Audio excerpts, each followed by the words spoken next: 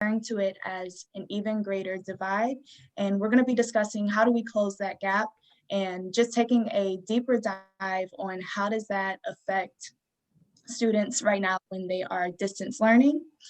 And so you'll be hearing from myself, Trey Morgan, and Selena Miguel, and we are all here on behalf of the Man Up Club. And so we're looking forward to hearing from you guys and getting some thoughts in there as well. And so as you enter the webinar, you'll see a link dropped in the chat. If you could click on that link and give us your answers to the question, letting us know what are some contributing factors to the achievement gap. We want to know, what you think and just what you've already seen so that we can get a good feel for the crowd here, and then we'll go over that. So we'll go ahead and start, and we'll move on to the next slide here. Here we go. So we'll be going over kind of the contributing factors, and before I kind of present that stuff to you, we just want to get your thought. But in this particular session, you'll hear from an African-American male student and just some of the challenges that he's facing in his new distance learning environment. We'll go over strategies that youth workers can use, and we'll explore the views, concerns, and suggestions from you all, our community, so that we can go over that as well. And if we go on to the next slide here, I'd like to go over introductions and talk about who you'll be hearing from. So my name is Tiana McKinney, and I am 24 years old. I work with the Man Up Club as an executive assistant. Because we're a small nonprofit organization, I'm really hands-on with the boys and get a lot of direct experience and interaction with them. And then we also have Trey Morgan, and so I'll let him introduce himself as well. All right, so I am Trey Morgan. I am 19. I'm a mentor / member in the Man Up Club. I've been a part of it for about 3 years now. I cannot see the questions to you, so I can't see. Yeah, no worries. You can you can just give a general introduction, just what you do with the Man Up Club and how you work with youth. Pretty much, I just teach what I know, like pretty much my life lessons. So I try to give advice. I help out when I can. So pretty much being an assistant when needed. Also, I take as much learning possibilities from it as possible. So just being in the Man Up Club, looking for new learning experiences, and also looking to give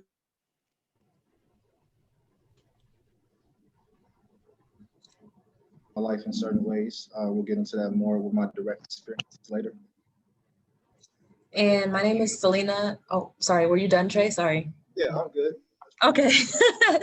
Yeah, my name is Selena Miguel. I'm 22 years old. I go to North Central University, and I'm studying for business administration. And so I'm also a hip hop artist. I volunteer with the Man Up Club. Sometimes I accompany them through some of the field trips that they go on in order to help the community and the various things that they do. And my experience with distance learning is, I'm currently a college student. So I'm doing half online and half in person. So I have that experience of, dealing with assignments online and things like that. And so you're probably wondering, what is the Man Up Club that we keep talking about? And so on this next slide here, we're going to have Trey talk to you guys about exactly what this organization is all about. So the Man Up Club is it's a mentor leadership nonprofit organization. We mentor young Black males from the ages of 12 to 24. We have different community chapters, so pretty much just different locations. One is in Minneapolis and one in St. Paul. We have other ones also. We have the school chapters. The areas of mentorship that we do in the Man Up Club is we teach life skills, we teach social skills, academic discipline, and civic responsibility. We have 3 goals for the young men who participate in the Man Up Club, and that is to graduate from high school, to stay out of the prison pipeline, and after high school to either go to college or get a trade. And pretty much our mission for the Man Up Club is to develop young boys into holistic men of character. Our vision is to transform the mind of inner city youth and urban culture through programs and events that offer hope, love, leadership. And so hopefully you guys have gotten the chance to respond to that question, asking what are some contributing factors to the achievement gap? And if you missed it, you can still click that link and drop your answers there. But we're going to take a minute and switch over so we can take a look at those answers. All right, and so we'll start in the top left, lack of representation in teaching, staff, and educators. And that's something that we certainly agree on, and we actually talk about that in the presentation later on. Housing and food insecurity, structural racism, inequitable school funding. We have race, income, at-home support, language barriers, or I'm assuming with the language, we're talking language barriers here.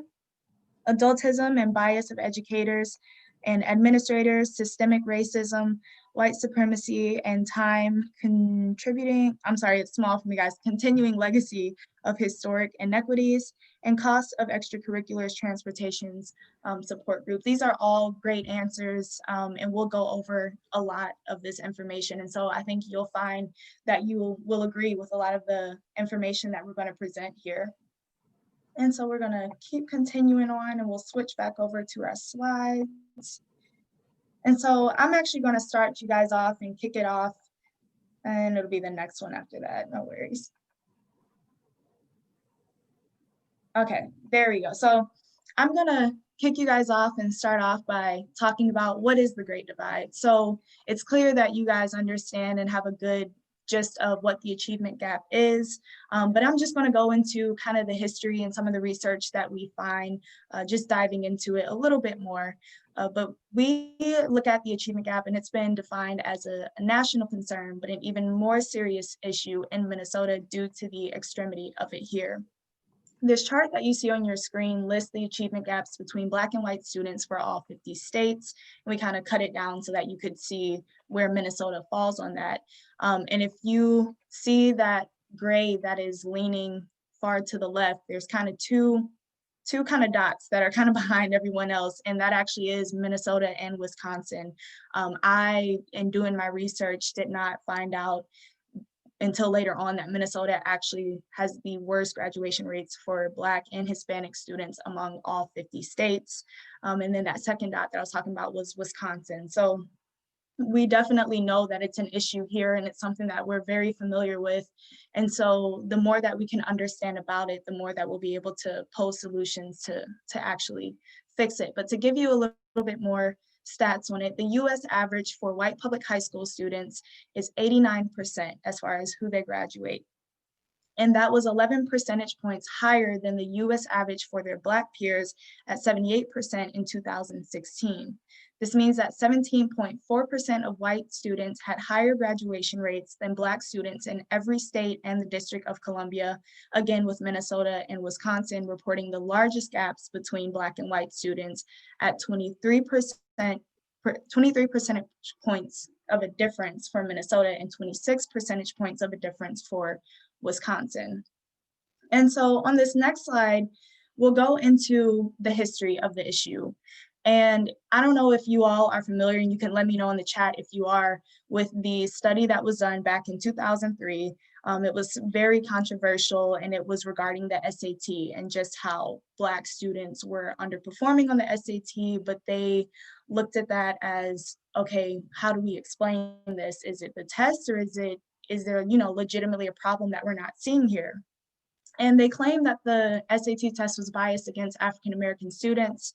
And the Educational Testing Service, which is the agency responsible for drafting that, they defended it and said, nope, there's absolutely nothing wrong with our tests. And so, of course, someone conducted a study on it. And so Friedel did a study, but again, it came out, was controversial, and there were some, kind of technical difficulties. So Stentelses and Wilson redid the study and had the exact same results. And so there really was no debate that absolutely the SAT just wasn't working for Black students. And so naturally the next question is, so what did they do about it?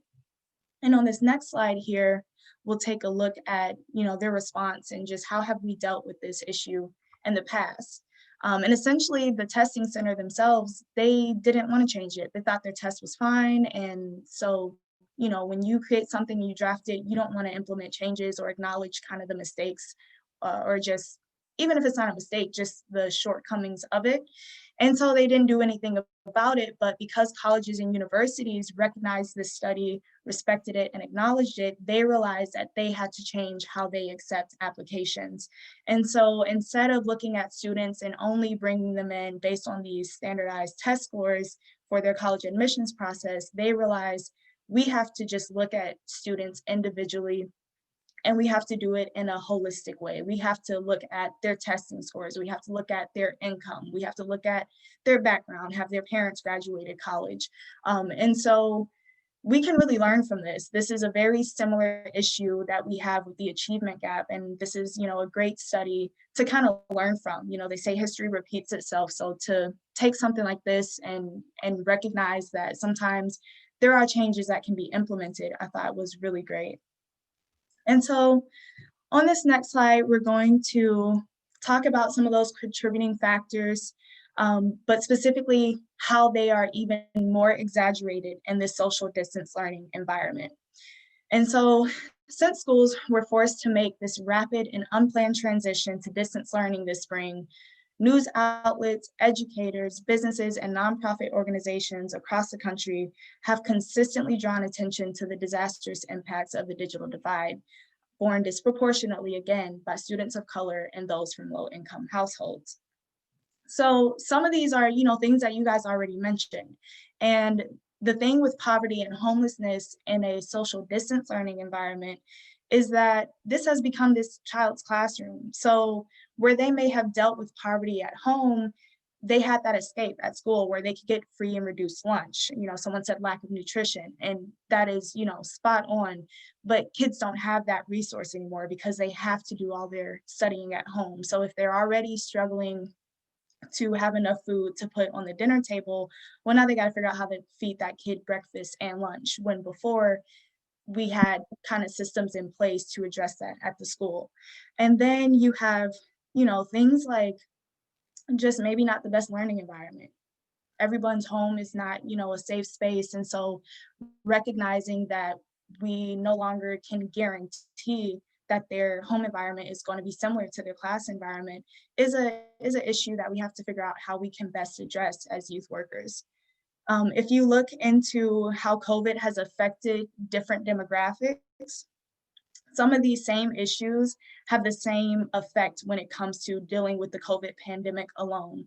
So, a lot of times Black families don't have the resources or don't have adequate health insurance.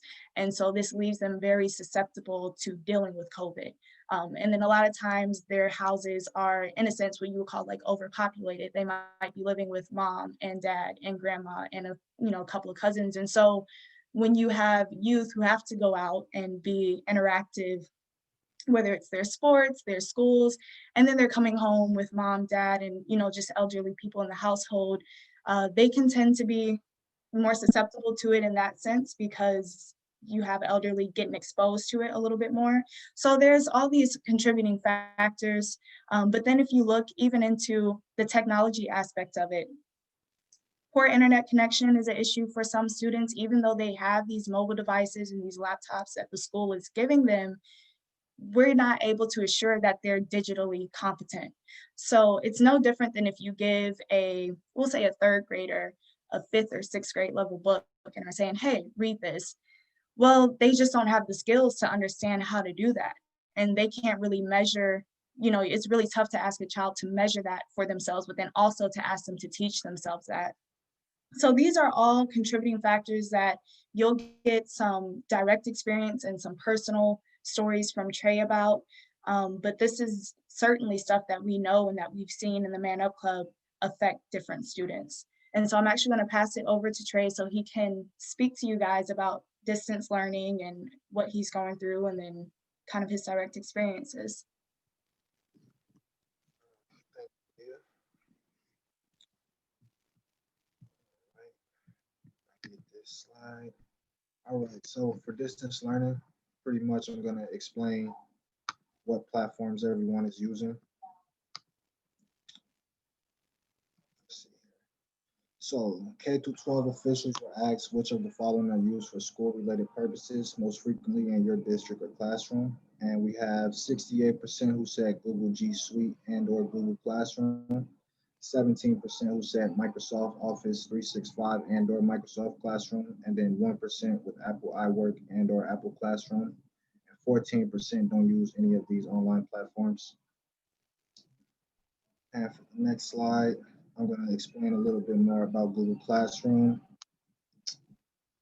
We have here Google Classroom, a product of G Suite for Education, and the drive contains all the other products such as Google Docs and Google Slides that help teachers and students share classwork and assignments with each other. So without access to Drive, teachers will not be able to create and share assignments or learning material. For users, basically anyone with a Google account can use Google Classroom. Teachers can create these assignments using learning materials like YouTube videos, Google Form surveys, or PDFs from the Drive. They can assign assignments to all students or individual students, depending on where they are. Parent view and student view is a form of checking grades, your attendance, how many credits you have left to graduate, etc., and stuff like that. And for this one, I can't see it.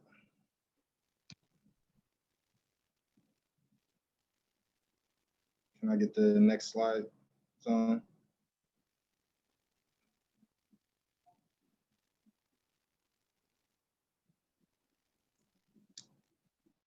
Okay. All right. So the key factors, yeah, it's kind of laggy, but it's okay. The key factors in distance learning, virtual discussions play a big part. Considering how distance learning, you can't, as Tia said, you can't be in the classroom. So your new environment is where you live, pretty much. That is your classroom. So virtual discussions, staying focused and checking on assignments regularly, checking school emails for regular updates. Teachers can invite students to answer question-driven discussions and respond to classmates. Comments on Google Docs enable students to engage in two-way discussions as teachers can give feedback to students, which is a great way to keep students engaged, especially when you can't see them. And for my direct experience, pretty much. Yeah, I was just gonna say, I'm gonna hop in here with you, Trey. You gonna hop in here with me? Yeah, I'm gonna Okay. hop in with you, but you can go ahead and say anything you want to say before I start firing off, asking you questions. Go ahead. Pretty much, I was just going to say, as I said earlier, I've been in the Man Up Club for about 3 years now. And before that, it was pretty much like I didn't have any actual ambition or goals. So pretty much it was like I gave up on myself and I didn't honestly like know what I wanted to do with my life. So it was hard to stay dedicated and enrolled in school because at one point I actually did stop going for a small amount of time and it affected me in a big way. So I know from personal experience how it can be for the inner city kids when they're going to school and they don't see any interest in it or they don't see the actual, purpose for it. But I'm ready for the question, Selena, and we can talk more about the experience on the next slide. Cool. So yeah, Trey. So yeah, the reason why oh, you can go back to the other slide. Sorry. So the reason why we're talking about all of these things is because this is about this is about students being able to succeed and be the best that they possibly can be in school, right? And so Trey is gonna answer some questions for us, and hopefully we hope to just provide insight into those things. So number one, Trey, so just let us know, like, where do you go to school? What grade you in? Where do you go to school? And what about your siblings? All right. So for my siblings, I'll start with them. I have two younger siblings. Both of them are young men, but they both go to Albertville. One goes to Albertville Middle School, and the other one goes to Albertville High School. So they're pretty much just getting started with their school career. I go to South Education Center Academy, which is for short, it's called SECA. It's in Richfield, and I am a senior. I will be graduating in June. Sounds good. So obviously during the pandemic and everything, we're in this new season of doing everything online. But before we were doing distance learning, what was school like for you? Like, how did you handle school, or like, what was your attitude towards school looking back over like the past 3 years? Okay, so as I just said earlier, pretty much before distance learning, I would be on and off with school. Pretty much like my attitude would change daily. I live have like a reliable resource of transportation, so I had to take the metro. And most times I would just feel like, there's no point in me getting up to go get on the bus at such and such time in the morning, or, I just want to sleep in and stuff like that. So pretty much it was just a lot of bad decisions, but at the same time, I was still dedicated because I would show up. It was just, I wasn't giving my full potential. So that was pretty much what school was like for me. Okay. And do you want to give any insight as to like other things in your life that basically might have just not had you focus on school? Like what was it? What were you passionate about? Or, what was it other than school? Maybe that why weren't you, performing at your absolute best? Or what was it that you were interested in before? Okay, so pretty much I just let my environment get the best of me. So letting others' actions or the things that happen to people around me, like such as death, I was dealing with a lot of death and not from natural causes. So it kind of took a mental effect on me to the point where I felt like I couldn't really, I couldn't really deal with it by myself. And Mm-hmm. instead of actually reaching out for help or telling people how I actually felt, I would just pretty much bottle it all in. Mm-hmm. And deep down, I knew that I didn't want to just be another statistic or a dropout. So I think that's what really gave me the drive to stay dedicated to finishing school. And For now sure. it's looking up pretty good. That's good. That's good to hear. And we're happy for you about that. So speaking of your environment and everything, like, would you say that's kind of like, would you say that that is the same sort of attitude or vibe that you get from your younger brothers? Honestly, no, I can't say that it's the same because they don't live in the same environment that I live in. So for them, I would say it's more of like just what they prioritize. So as I said, I have two younger brothers, one which is 16 and the other one who is 13. And the 16-year-old, he pretty much he seems to be dedicated to school, but he also has his own barriers that get in the way. And the youngest one, he's super bright.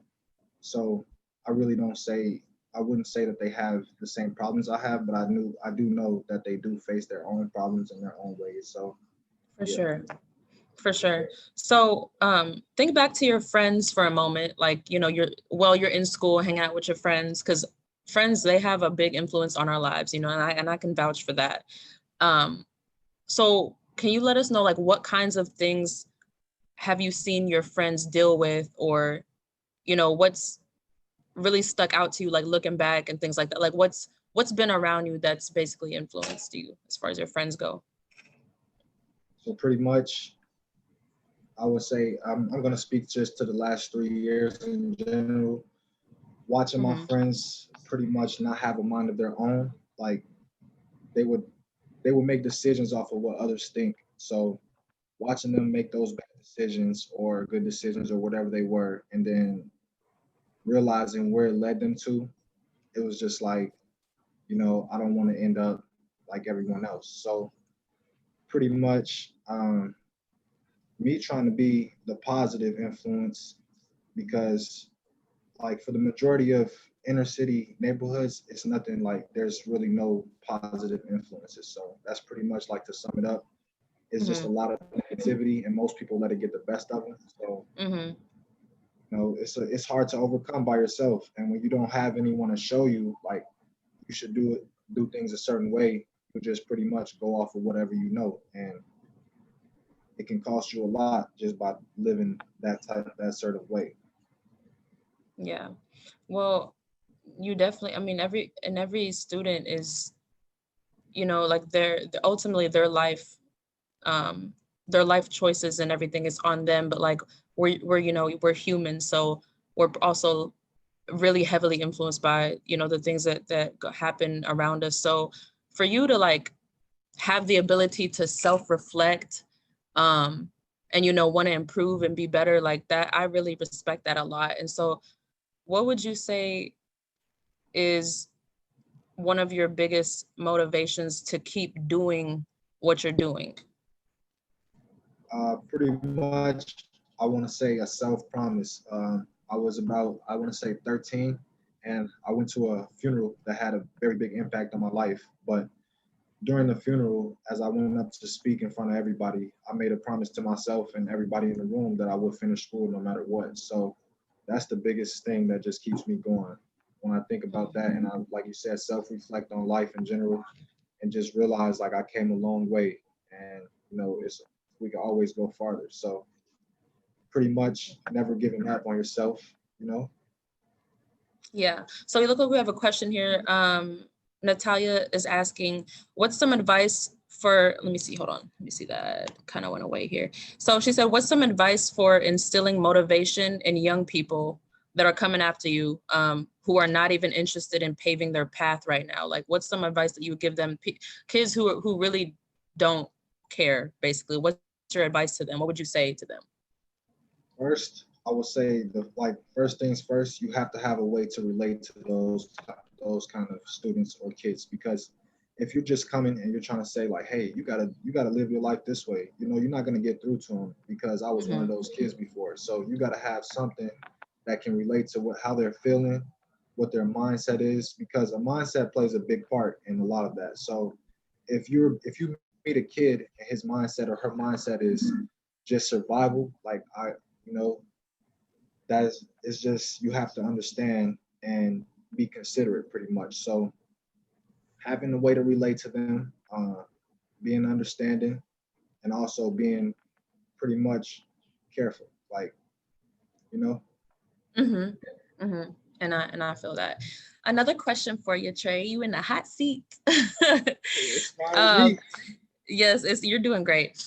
So I want to get your thoughts on having a mentor while you're in school. Do you think that it's beneficial for online learning, or is it not necessary? Also, do you think that you just need to receive the assignments from teachers, or what's your opinion on having a mentor like online? Is it necessary? Is it not?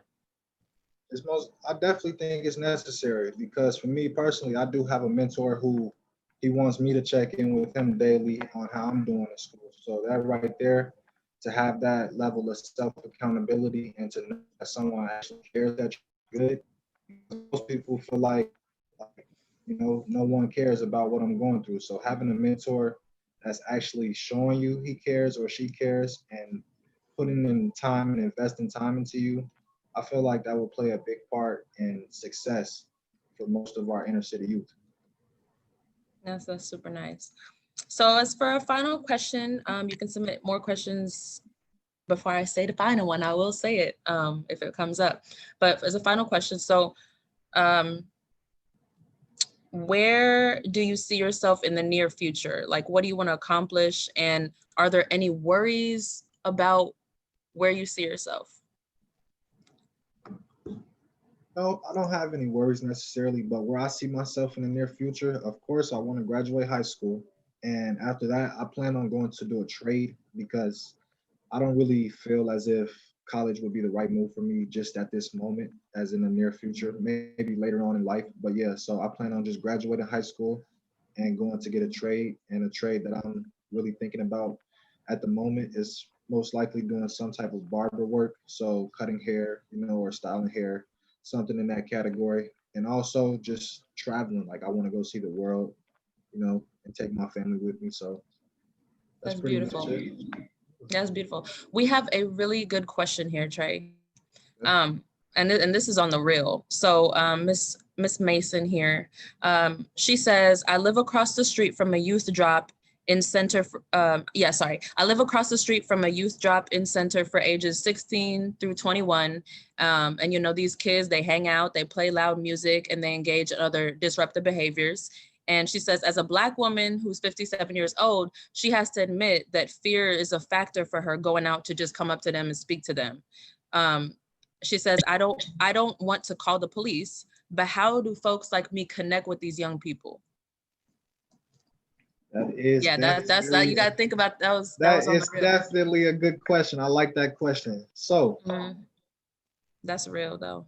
honestly, it's pretty much like you have to know who you're dealing with, because everybody is not open to changing their lifestyle or how they live. So pretty much you have to see, I want to say you have to see the diamond in whoever you're dealing with. So for those young men that you're speaking on, if you feel like there's no reaching them or there's no getting through to them, you might be right, but at the same time, I wouldn't say that you should just give up, because I know what it's like to have that sort of that fear, or like that cautiousness when dealing with certain people, because I come from environments just like that, so I've been there before. I really don't know how we can change as a group, just change all these people at once, because I don't think that's like a realistic goal. So I say taking it one step at a time, having an actual plan and an understanding. So you got to understand, like, maybe this kid who's acting out this certain way, you got to realize, like, he didn't just, he didn't learn that by himself. Someone taught him this, or, he's seen this from somewhere. So you got to just try to have an understanding, um, give them a way to cope with life, because life can be hard enough on them. So, it's a lot of negative ways to cope. I should say more specifically, give them a positive way to cope. Um, Hopefully that answers your question. Well, I'll be honest, Trey. Sorry, Selena. I'm just starting the conversation with some of them, because I'll be honest, the first response from my neighbors is to call the police, but I don't want to do that. But I don't even know how to get up, walk across the street, and without coming across, it's all out of love. But do they know that? Probably not. I don't even know how to do it. I definitely understand that. So I would say, honestly, just for your safety, don't go alone. If you have a nephew or a family member who you can go with and who probably can relate to them more than you can, because of course you come from a different generation, so there's different factors to this. And like you said, just starting a conversation, it can be hard, because like you gotta actually make sure that what you're saying is being heard and also being agreed with, or even if it's disagreed with, just make sure that they have an understanding, because if you're just talking and talking, it's going through one ear out the other. You're just wasting your time in there. So you gotta, you gotta have a group of people or just an individual who actually wants better. Can I just speak really quick on that? Dean said to everyone that I would suggest sharing snacks with them and introducing yourself and building relationships with one or two youth at a time. And I just want to reiterate that because so I understand your struggle. If you have a group of people, and they're being disruptive and things like that, and you don't want to just result to putting them, affiliated with the legal system. And what I would say is that with any change that you want to see in a young person, you know what I'm saying? I think that the best thing to do is to first, it's always about building relationship. So, that can relate to any type of racial interaction. I go to North Central here, and we've had discussions about race as a student body. And, like when it comes to like getting to know people who don't look like you or not in the same age group as you, it's really about just getting to know that person personally. So in the context, Miss Mason, as to what you have, gone through, like in that neighborhood, maybe there's one day where you see one of the faces who are in that group, and you see them like by themselves walk into the store, or maybe they're leaving a building or something. Maybe that's the opportunity for you to go to that student or go to, the person that is in charge of them at that youth center, and then just, take a moment to speak with them, and just be like, hi, I live in the neighborhood, or I work in the neighborhood, and my name is so and so, and I see that you're involved with the youth group, and I was just wanting to support you being here, you know what I'm saying? So it's just real. I just stress like the importance of relationship first, because it's so easy as people to judge and to just jump to conclusions and things like that. But of course, if it's a life-threatening situation, you know what I'm saying? Of course, you want to involve authority. So that's just what I'll say to that. But Trey, you've been so great with the questions and everything. Yes, and then Dean says you can offer one of them to do a paid job for you. That's a door right there.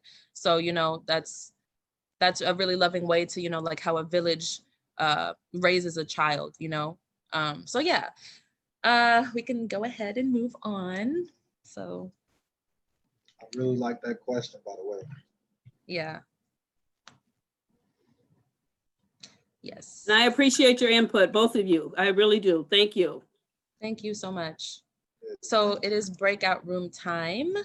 And so we're just going to take this moment to just talk about the things that we've been talking about. If there's been questions on your own, or if you want to comment on anything that's been happening and continue to have this conversation, we're going to do that. Some startup questions we're going to have is, what strategies have you found success in supporting young people? You can also answer the question and think about like, what are the opportunities where you feel that you could provide more support but are experiencing barriers? And we kind of talked about that already, so that's good. And also we're gonna just think about one of the things that Trey has said. He said, for the majority of inner city students, life outside of school can already be hard enough. Figuring out the best way to stay self-motivated, dedicated, and focused on distance learning is easier than done. For figuring out how credits work and grades for each term or quarter of the school year is definitely a difficulty that urban youth face. So we're just going to go ahead and break out into the breakout rooms. I believe it's 15 minutes. So we're gonna do that, and then we're gonna come back, and then we are going to give you guys some more stats. And so before you guys jump in there, just some specific instructions. I've dropped them in the chat, but you'll have 15 minutes, like she mentioned, in the breakout room, and there will be a timer so that you guys will be able to see where you're at. Briefly introduce yourselves and then share your thoughts on the questions that we have posted. And then we'll be doing, like she said again, a brief report once we get back, and designate a spokesperson when you're in your breakout room. Figure out who wants to take that seat and who's going to be the spokesperson so that you can share it with us when you get back. And if you get stuck and need help, there is an ask for help button, and one of us will join you in your breakout room. Okay, so so thank you guys for participating in the breakout room time. I'm really curious to see and hear what you guys have been kind of thinking or talking about, or maybe something that you learned, a comment or anything at all. So you guys can let us know either in the comments in the chat, or you can unmute yourself and just talk about what's on your mind. So I can share back from what our group talked about. So some strategies for supporting young people that we came up with was definitely, like we had already talked about, building relationships and having that be like front and center of everything. And then inviting youth in and really holding space for them to make the space their own. So having opportunities for them to create like the expectations of if it's like a youth group, so that you really have their buy-in and are able to refer back to that. We also talked about sharing resources with them as they come up, and that also lets youth know that, we're another person that they could come to if they're needing support with whatever it might be. And then letting there be space to have youth make the programming their own, like I kind of already mentioned. That's really good. Yeah, that's really good. It's always good to just, let them know that, we're all on the same page here. We're all trying to just lift each other up as a community. So that's really good. Really, really good. Any other final comments, thoughts about that? Okay, so yeah, and if any point in the the presentation that you have something that comes up in your mind, please don't hesitate to go ahead and drop it in the chat. So I'm going to pass it off to Trey as a member of the Man Up Club, and he is going to let you guys know about the pledge that they do every time they meet as a group. So he's gonna speak about what that means to him and what it's done for him, and then he'll go through it, and we're gonna watch a video on just really a summary of what the Man Up Club is, just to get a visual just for the words that we've been speaking. So Trey, you can go ahead. Thank you, Selena. Mm-hmm. All right, so as you all see, the Man Up Club pledge consists of 13 lines. So for each line, pretty much, a Man Up member will lead the pledge, and we will start by one person says a line, and then the rest of the group will repeat it. So as you see in the video here, but pretty much for me, just to get it out the way, the Man Up Club, the pledge, at first, honestly, like it didn't stick with me, you know. It was pretty much of like I was just saying it to saying it, and then one day I was asked like, hey, you know, maybe you should try to actually memorize this. And I was like, you know, okay, sure. So I went home and I spent about, I want to say no more than 10 minutes a day. It didn't take that long, maybe like 2-3 days at the max. I'll take 10 minutes a day. And I would just go over the pledge. And as I started to go over it and just speak it out loud to myself, you know, spending time alone, I realized that it's actually a good pledge. Like it means something. If you apply it to your life, you will actually make progress. You know, for an example, number 5, I will graduate. That's a very important saying in the Man Up Pledge, because most young African American males never graduate high school. You know, they don't even have any intentions on graduating. So this pledge alone here, I would say that it has changed my life in certain ways, mainly by mostly respect, actually, because at first I didn't respect myself. So just by constantly saying this once a week and seeing the impact that it has on the other young men in the Man Up Club, it made me feel good about myself, like I was actually doing something positive. So we're gonna let you watch this video now so you can just get a better understanding on how it works.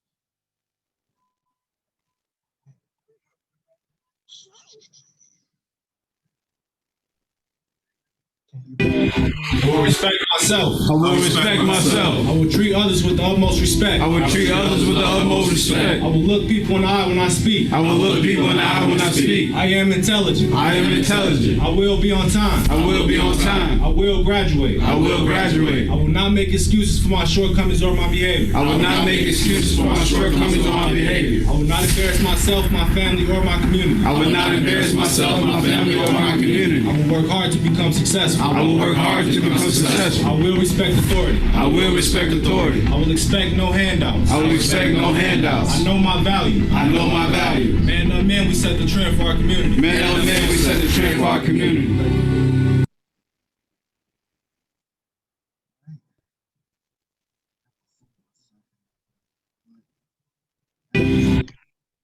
That is what the Man Up Pledge consists of. Pretty much is just speaking positive into the air in general. So if anyone had any questions, you can ask me now.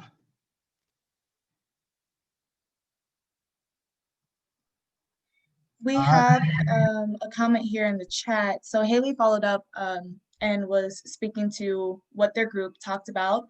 And she says that barriers we talked about were assumptions of not being able to relate due to different age, race, values, and morals, as well as having everything take place over technology or online. We don't want programs to feel like just another thing to do online. So how do we make it truly meaningful? And I think that that's, let me open up my camera here so you guys can see me, but I think that that's, you know, the biggest thing is like, if we have to do this online, what are the ways that we can make these programs, like you said, truly meaningful and engaging, so that they're not getting that fatigue of just constantly being on a screen, you know, all day long. So I think that's a great, you know, thing to really consider, and we go into it a little bit more kind of later on, so I'll let us kind of flow through the presentation, but we definitely encourage, you know, any conversation, and just like if there's anyone else from their groups, if you wanted to let us know, you know, if does your group talk about the same thing or just your kind of thoughts on that as well? I just had a quick question. I was just gonna ask, like, how many young men are part of the Man Up group or part of the chapters? So I want to say honestly, it varies, but for the majority of the time, I would say no less than 10 members per chapters. Yeah, so our St. Paul chapter is our smallest group with about 10 to 15. But then our Minneapolis chapter, so in a year we serve about 60 boys. But our Minneapolis chapter currently has 30 boys, and then we've actually expanded so far, and we're getting ready to launch another kind of separate session for the Minneapolis chapter with an additional 20 boys who are interested in joining and coming in. And the Man Up Club right now, with everything going on, we do keep it as hybrid as we can, just because we know that they're on screens all day. So, one night during the week we'll meet online, but then we also do give them that option to meet one time it's always between 6 to 8 p.m. or 6:30 to 8 p.m., especially because the boys that we deal with, you gotta give their parents enough time to get off work and kind of sit down before they gotta get up and take those boys out again to a session. But they appreciate it because they know that their kids aren't getting any social interaction and everything is on a screen. So kind of that setup we have found really makes a difference and keeps them engaged. But great question. All right, and so if there are, well, I'll open it back up. Are there any other questions or any other comments that you guys have? Have any questions about the pledge or anything to do with the video? I think we're having a hard time hearing you, Trey. Sorry, I'm driving right now. No, it's okay. So we're going to move on to the Man Up practices. And I will respect myself. I will respect. all right, so Trey, I'll have you go over, these are, some of the things. It's a perfect question that you asked because we're kind of actually leading right into some of the things that we do at the Man Up Club that we know kind of helps these boys and that really keeps them on track, keeps them engaged, and just kind of general things that we do in our organization, both internally and external. So with Trey being a Man Up member for so long, he's going to speak to you guys about the internal things that we do. All right. Can you guys hear me? Mm-hmm. All right. So for the journals, pretty much as you see, we record our experience and progress. For an example, just recently on Wednesday in the St. Paul chapter, we started off with the first week that we met, and we just wrote down what we learned, what we talked about, what the experience was, and then we pretty much kept that continuing on week 1, week 2 to the current week. Accountability, checking in with the mentor on how school is going. That's personally what I do. I give daily check-ins on my grades, if I'm missing any assignments, stuff like that. So that's pretty much like I was speaking on earlier, self-accountability, peer-to-peer accountability. So holding the other Man Up members accountable, making sure that they're also doing good in school, making sure that there's not any major problems in their life or anything that they want to talk about. The Suit Up program. So we have an annual gala next Thursday on November the 19th. We will be going there. Suit Up program is pretty much we take all of our young men from each chapter and we go to get fitted suits. So everyone will have a suit, give them a different experience, show them that, they can dress different. Pretty much, for an example for me, the first time that I wore a suit with the Man Up Club, I wore it to school. And it was like everyone was treating me like a different person. So having that sort of respect and then just knowing like you don't have to always do the same thing, it's a good thing. So that's pretty much it for the internal. I'm going to pass it to Tia and she can talk to you about more of what we do with the community and the external things. And I'm going to piggyback a little bit off of some of the things that Trey talked about here, just really talking about how we saw these practices help out academically. So like Trey mentioned, just throwing on a suit. So before COVID, And with some of the boys that are hybrid, we encourage and try to have them do it as well. But we have had some chapters that are specifically in school, either as an after school or an in-school program. And so with the Suit Up program, they would wear a dress shirt, a tie, and dress pants to school. They were required to wear that on the days that we meet. And they instantly saw how people reacted and responded to them differently. And we saw how that made them more confident in the classroom, because they were now, having these relationships with teachers who honestly were a little bit, kind of intimidated by how they dressed, or, there's, if you're dressing somewhat like a stereotype, then it's natural, for people to kind of have those biases. So like Trey, mentioned, immediately just by having them dress in suits, it's kind of that mentality or that common saying that they say, where if you look good, you'll feel good and you'll do good. And we saw that happen in the classroom. And then same thing with the journals, by having these boys have an outlet where they weren't previously encouraged to journal about their private experiences. We just found that they were able to kind of really, it was like personal reflection, but instead of, just keeping it mentally, to take that and put it and write it down on paper, it forced them to hold themselves accountable to the things that they had already shared of, I don't want to be another statistic, or I want to ensure that I graduate and do everything that I can to do that. So by having them write that stuff down, by dressing in suits and holding them accountable as a youth worker, were things that we saw really help them stay on track in school. And so other practices that we have as far as kind of external and working with our community is we partner with the community in every way possible that we can. So whether it is bringing in volunteers, having people come in as tutors, we will volunteer with parents. We'll have parents who come in and say, hey, how can I help? And if they we always eat with the Man Up Boys. So if they want to come in and help serve food or in any aspect, we always encourage that. And then with tutors, if someone is specifically an expert in a certain subject, or a teacher, and they want to help outside of their, just outside of their job, we encourage them to do that. And then we partner with other organizations and whatever kind of services that they already specialize in, find that commonality where we can be mutually beneficial to each other.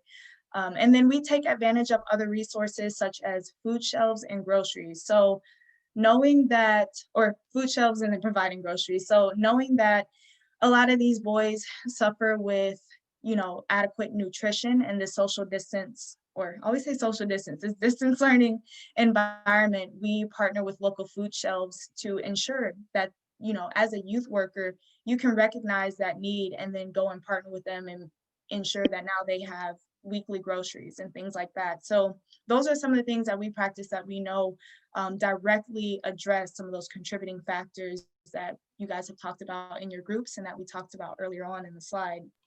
And so on this next part, Selena is actually going to dive into it a little bit deeper and go over, just a few different, which is more research that we've went over, but I don't want to give it all away, so I'm going to let her speak about it. Thank you, Tia. So yes, there are definitely many issues that minorities face. That's had a trend in our country for a very long time, and so I just wanted to bring this. Some of the issues that we're going to talk about would be, mass incarceration, higher pregnancy rates, and things like that. And so basically this table that you see on your right here, it's called the Maslow's hierarchy of school needs chart. It's I'm sure all of we're all familiar with it. Basically, it's this whole idea that there's this level of needs that humans need. You have the basic needs such as like food and having a place to live, shelter, clothing, things like that. These are the basic things that students need in order to, function and, without going hungry, they have to be able to do these things. Then you have the other needs, which would be like physical safety, wherever their environment is, they want to feel safe where they're at. And then you have a sense of belonging. We as people, as human beings, we want to feel like we belong somewhere in the spaces that we're working, the spaces that we're learning and things like that. And then you get into higher needs that we all crave, which is having a good self-esteem. Everyone wants to have a good self-esteem. And then at the top of that needs list is going to be where a student is able to take in extra information. You know, once they've met all of the needs for themselves, when they feel secure and confident, and you know they're headed in the right direction, then that's when they want to basically take on this extra information to learn, to sit down for a whole hour and learn from a teacher. You know, like you have to have a lot of, you know what I'm saying? You have to have a lot of like discipline and things like that. So specifically related to the issues that minorities face, unfortunately, a lot of the youth, they don't have some of their basic needs met. And of course, this is not to say every student who is a minority faces these issues. You know, I don't want to put that perception out there, because that would be a lie. But definitely there are issues that are trending, or that have trended for a long time. And so we just want to take a closer look at these. So for the first one, this fact is actually based out of here in our state, and it belongs to the belonging category. So 4.3% of Minnesota teachers are people of color, while there are more than 33% who are students of color. And the reason why this is such a big point to make is because, you know, you have in the school system, you don't notice a lot of teachers and staff of color. And the reason why that is not, I guess, beneficial for students of color is because having a person in authority who looks like them, you know, maybe of a similar background and things, it allows the student to resonate with them. You know what I'm saying? So I'm going to read a quote from a teacher in the Minnesota Twin Cities community. And she noticed something about her students. This teacher, her name is Coriso Hassan. So she was nominated as Minnesota's Teacher of the Year. She said that teachers of color have a favorable impact on students of color. And this is what she said, I'm going to quote it. She said, to them, speaking about the students, she said, to them, they saw a classroom teacher. They saw a classroom teacher. They saw a teacher who was Somali American, which they probably had not seen before. And that's powerful. She said, consider too, she added, that the value of teachers of color in helping students navigate racial issues in the wake of George Floyd's death at the hand of Minneapolis police is very valuable. So basically, that's just to point out that, you know, when you have people who can relate to your experiences, you know, it's easier to basically serve as somebody in the community as a youth worker. It's easier to help them talk through those things, sort of like, you know, therapy in a way. Everybody basically has their own therapist, you know what I'm saying? Whether it's your friend or, you know, family members, everyone, as students, especially, we go through a lot, you know, so everyone should be able to have that. So when racial issues erupt in society, who do you have in school to talk to? You know, a lot of the kids don't have people to process these things. So they're not going to be focused on school. Skipping to another fact is that today, Minnesota's incarceration rate stands out internationally, with people of color being the ones who are overpopulating the prison and jail system. We're just going to go over to the next slide so we can see a visual representation of that.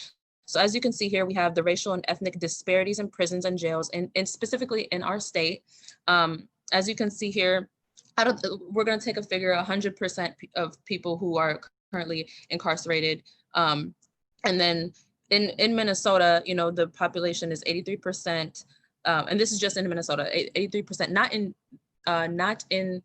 not incarcerated, but on the left, the 83%, the 5%, and the 1%. This is just the state general population. So 83% are white, and then they make up 47% of the incarceration rate. And then so you look at people who come from, you know, Black backgrounds, Latino or Native backgrounds, they account for 6% of the Minnesota population, but disproportionately, they're accounting for 31% and, you know, 12 and 8% of the prison population. So that's a really surprising stat there, because that shows there are a lot of minorities and students who, you know, may have had family members or parents or, you know, people around them who have been in the system. And so we're looking at these facts, but what is a more like practical, humanistic way to understand what it's like, you know, to have this statistic tagged onto, you know, your race of people. So I'm gonna pull Trey back into the conversation here to just we could hear Trey's thoughts on mass incarceration, because he actually has a personal experience where with you know, like one of his friends. And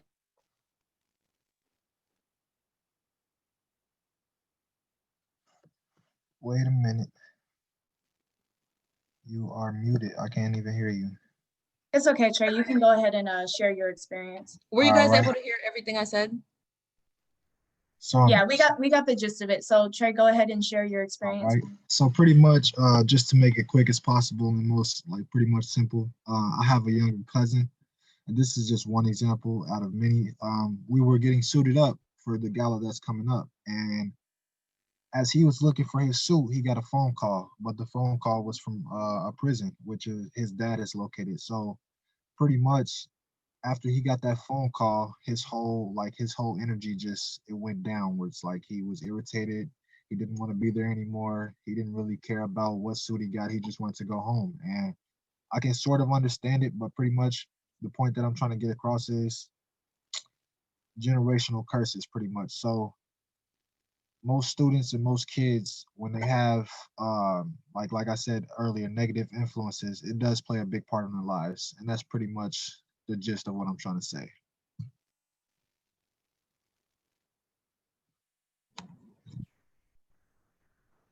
Okay. Yeah, thank you, Trey, for your insight on that. And we're gonna move on to the next slide.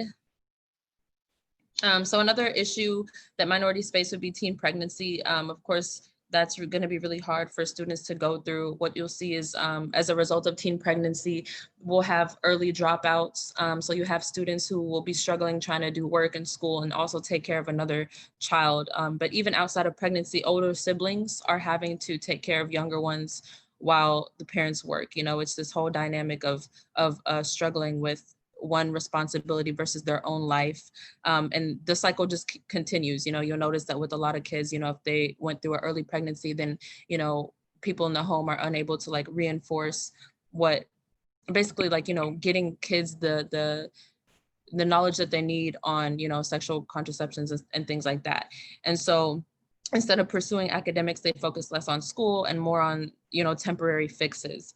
And as a youth worker, what you can do with this information is you can step in and help the students take advantage of platforms for success. You know, if you have a student who, you know, has those issues, then you want to try to plug that student into, you know, separate organizations or things in the community that can help them. You can go to the next slide. And so we have all these issues here, but of course we want to hear about the solutions and the incentives to help students succeed and do their best in school. What we find very helpful for students is when you really get to know that student and get to know what motivates them personally, because what works for one student may not work for another student. So really getting to know the student, you'll be able to understand like what motivates them, their hobbies, you know, what they like to do in their spare time, what they're aiming to do with their goals and things like that. So first we have a reward system. With the knowledge of already knowing that student, you're gonna know how to reward that student. So it could be like taking your class, or a few, maybe a few group of students, because it's distance learning and things like that. Maybe, you know, if they do good on a paper, things like that, doing something extra, like going on an outing or treating a student to go to a restaurant, you know, that's something that's really special, you know, that would really motivate a student. If it's a gift card, you know, we can do that. You can ask the school system, you know, to fund something like that where the students can get, you know, more incentives, because it's a hard time during the pandemic. And sometimes you got to go the extra mile when there's desperate measures.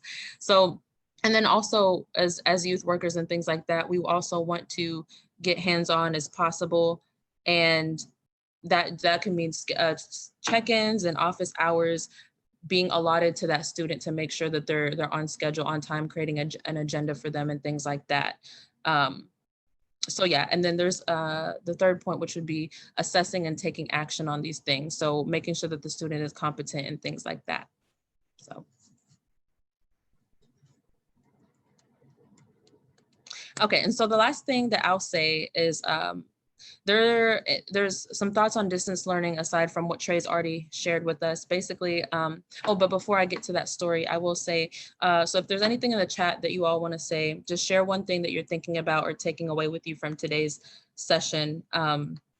So yeah, so as you all do that and, you know, share your thoughts in the chat, I'll just say that an example from a friend of mine who I used to go to high school with. Her name's Tamaya, and she has a younger sister named Savannah. And Savannah's 15. She's a freshman, and she goes to Shawnee High School in Louisville, Kentucky.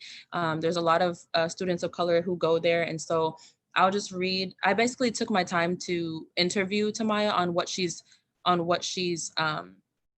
like seen from her sister going through the distance learning. So I'll just read a couple of things and maybe it gets some insight into the situation just coming from another student who's African-American. Here we have, so I asked Tamaya like what her level of what her younger sister's level of motivation is with school. And she said it was like a 6 out of 10. She has a desire to be successful and she wants to do good in college, but what she notices is that it's really hard for her to focus and things like that. And she doesn't know a lot about what her sister does in school simply because they don't have that relationship, and really having the relationship is what makes a big difference in trying to talk about school and things like that. So I asked Tamaya what her possible solutions were for her younger sister. Like if I said, you know, what can help her during this time of distance learning? She said, someone needs to be able to translate social injustices, as well as trying to get students to understand things that they're not normally used to. You know, with everything going on during the pandemic, you know, they have a lot of things on their mind that's distracting them from school, you know, like with the elections and things like that. And so she was just saying that every single student, just like Trey was saying earlier, every student should have a tutor, somebody to talk to during these times so that they can get refocused. But yeah, that's just kind of some insight on that. And I will continue with the rest of the presentation.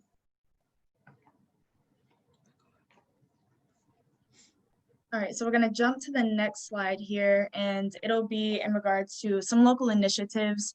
I won't spend too much time on this just for time's sake, but I'll just kind of quickly go over some of the recent things that have happened in our community.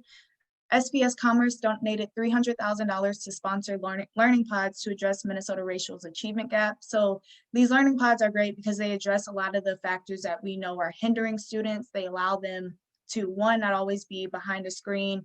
And like Jocelyn mentioned in the chat, relationships are vital right now. So they're able to go to these learning pods, work with other students, work with tutors. They can go to, you know, and every learning pod is a little bit different, but they can go there from 7:30 to 4 p.m. for this particular one. And we're going to give you guys a handout with all this information so that you as a youth worker can hopefully get your youth involved in some of these local learning pods. And on this next slide, just to close it out here, we're going to go over the top 6 things that you can do as a youth worker to help distance learning students. The first thing is help them create a schedule to stick to, get them a planner and ask them to fill it out. And kind of what Haley was saying earlier, have their input in it. A lot of times they'll create a schedule that is perfectly reasonable, but they're going to hold themselves a lot more accountable if they're the ones who's saying, okay, I want to get up at this time, I need to log in at this time, and go through their own schedule. Like Selena mentioned, reward them for following the schedule or incentivize academic success and or academic discipline. So when they reach certain milestones, if, you know, term 1 is going really great, just, you know, there's all types of reasons why you can reward them, but we stress that whether it's with food, outings, whatever makes the most sense for you. And it doesn't always have to be even for a student, right? This is somebody you can do with a youth that's related to you. We also want you to schedule an activity that involves social interaction. So get them together with their friends, whether it's study dates, whether it's, you know, just taking them out to, I don't even think the movies are open, so taking them out to the mall, and, you know, doing little things like that, whatever you can find, get them, you know, some social interaction, schedule a weekly check-in like Trey mentioned, that also helps out with the accountability, and then assess and improve their digital capabilities. So in the Man Up Club, we will ask the boys, hey, how comfortable are you using your actual school platform? And we asked them, you know, show me how do you submit your assignment so that we can actually see how good they are with these tools. And then be an advocate, get out in your community and speak out on the issues that you see and that you know that students are facing so that we can partner up and address this together. And so if you guys have any questions in our last, you know, minute here, or just any time that you guys want to allocate, you can ask us. Certainly unmute yourself, drop it in the chat, or you can reach out to us. I have my email address there, and then you can reach us at our website here. And so we're just happy that you guys all came, and thank you so much for joining us and sticking through with us in our presentation. So